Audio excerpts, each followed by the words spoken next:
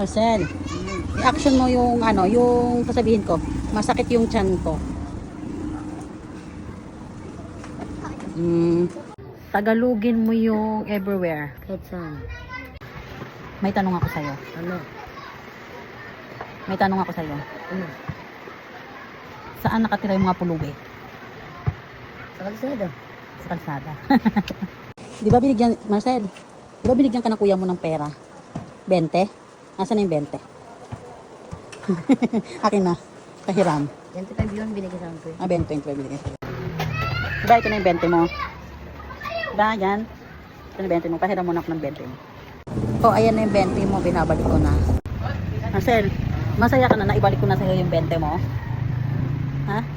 Paano yung maging masaya? Naglalakad-lakad ako sa palengke nang may makita akong bata. Nang tinanong ko nga siya kung ano nangyari sa kanya, masakit nga daw yung tiyan niya dahil sa gutom. Nang tinanong ko nga siya kung saan siya nakatira, ito nga yung sagot niya. Kahit saan. Sa kalsada. Sa kalsada. Naaawa nga ako sa kanya dahil hindi pa nga daw siya kumakain. Inabutan ko na nga lang siya ng pera para siya na nga lang bumili ng pagkain. Sabi ko nga sa kanya, ibili niya lahat para hindi siya magutom. At ayan nga, tuwang-tuwa na siya dahil makakabili na nga daw siya ng food.